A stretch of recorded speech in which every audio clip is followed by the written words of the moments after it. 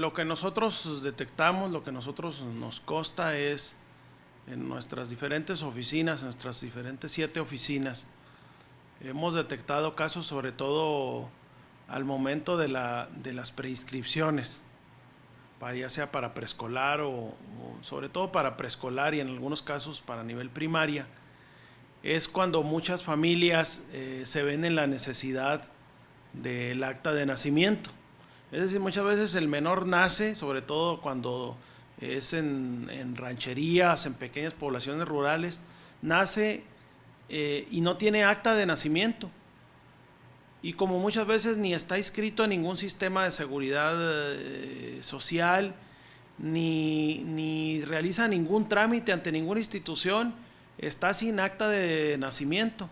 Y generalmente el problema surge cuando lo van a preinscribir a preescolar o a primaria, donde se le exige el acta de nacimiento, y ahí es cuando los papás se dan cuenta de la necesidad y de la importancia del acta de nacimiento.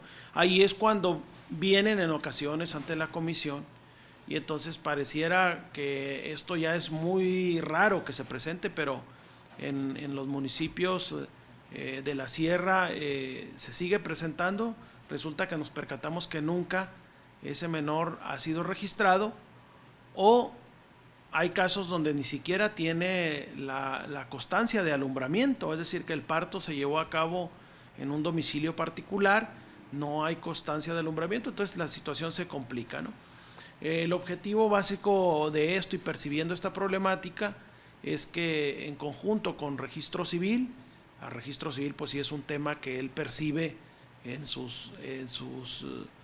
trabajo cotidiano, en conjunto con Registro Civil y DIF estatal, decidimos lanzar esta campaña para, desde luego, ya está la campaña nacional, reforzar la campaña nacional con una propuesta chihuahuense, una propuesta en otra modalidad. En esta es un títere bocón el que aparece y exhorta a los papás, a las mamás, para que registren a sus hijos, y el objetivo básicamente es evitar esa serie de problemáticas que se presentan después, o muchas veces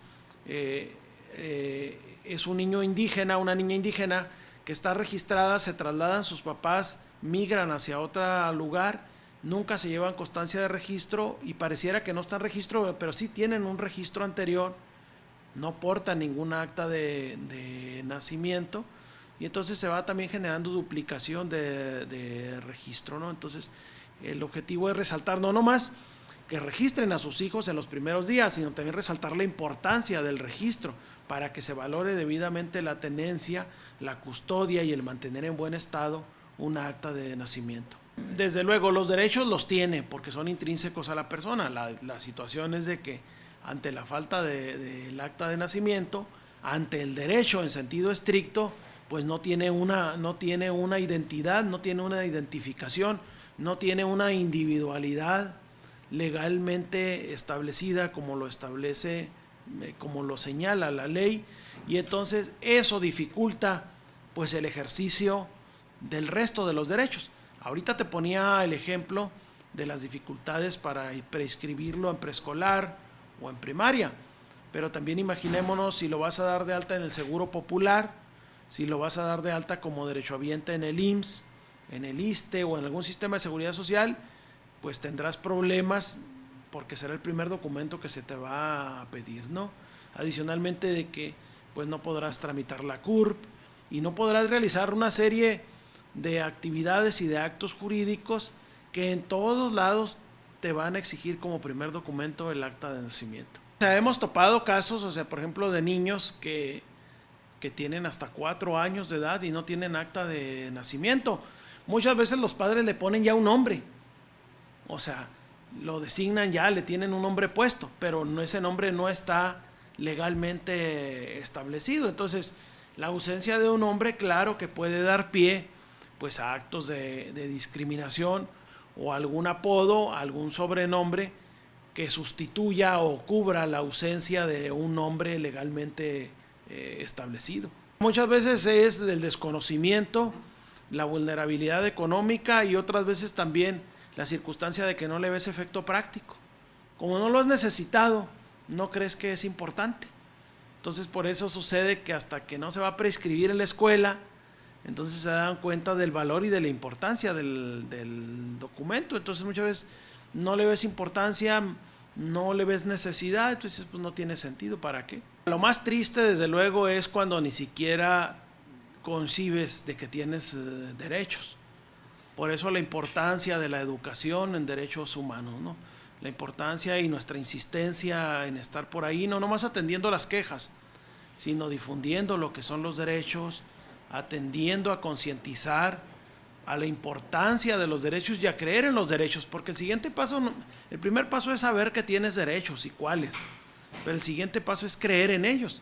Hay muchas personas que saben perfectamente que hay derechos, pero no confían en ellos, no creen en ellos porque nunca les han visto eficacia, han sufrido o tenido conocimiento de muchas injusticias, entonces no le ven el efecto práctico, la eficacia al derecho. Entonces ese es otro paso, hay que enseñar para que se conozcan los derechos, pero el siguiente paso es que hay que hacer las acciones necesarias para que se creen los derechos, para que se confíe en los derechos.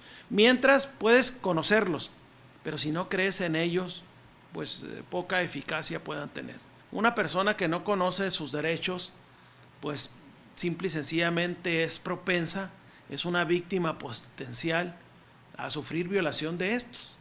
Si desconoces tú que tienes un derecho y sufres el atropello de pues en primera instancia nunca lo vas a reclamar, no sabrás que lo puedes reclamar, que puedes ejercitar una acción.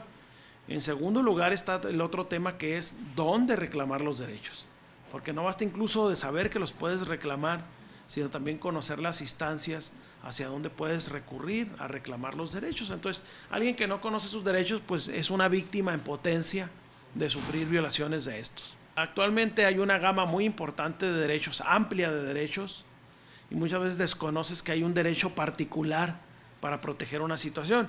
Conoces los derechos generales, ¿no? De que no te pueden detener arbitrariamente, de que no te pueden golpear, no te pueden agredir, no te pueden coartar tu libertad de tránsito, tu libertad de expresión, una serie de derechos los más generales, pero muchas veces desconoces los derechos en particular, ¿no? Por ejemplo, los derechos a la calidad en los servicios públicos, los derechos a recibir atención médica, etcétera. Ya son derechos más especiales, más específicos, que muchas veces vas a encontrar un número importante de personas que los desconoce y que son muy propensos a sufrir violación de estos. Es un trabajo de cultura.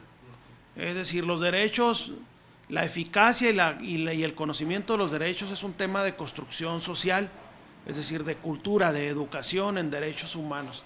Entonces es un trabajo a largo plazo, es un trabajo que se tiene que hacer constantemente, día a día, para ir logrando esa mayor compenetración. Las sociedades que tienen mayor nivel de cultura de la legalidad, pues son las sociedades que tienen más años trabajando en la educación, en derechos y en la defensa de derechos. Chihuahua fue de los primeros estados que tuvo organizaciones defensoras de derechos humanos. La Comisión de Derechos Humanos es la cuarta más antigua del país. Creo que no tenemos, si bien tenemos una orografía muy complicada, la cantidad de población que tiene el estado no es de los estados más poblados. Estamos en una zona donde hay muchos medios de comunicación, donde hay mucha información que fluye, un número importante de cobertura que se tiene a nivel educativo. Entonces yo creo que el estado está dentro de los estados de nivel alto en conocimiento de los derechos humanos. Es un tema de cultura, ¿no? No es un tema de razas, es un tema de cultura, ¿no? ¿Quién tiene mayor cultura de la legalidad? Pues los estados que tienen más años educando en el respeto a la ley. Y al momento en que enseñas el respeto a la ley, pues tienes que enseñar obligaciones y tienes que enseñar derechos. Entonces es un tema educativo, indiscutiblemente. Tienes que denunciar, primero tienes que denunciar las violaciones a derechos humanos, la ciudadanía tiene que colaborar denunciando las violaciones a derechos humanos. La otra tarea también es respetando la ley y denunciando a aquel que no respete la ley, vigilar la actuación de las autoridades, exigir cuando la autoridad viole derechos humanos. Es la única manera por excelencia de avanzar en esto.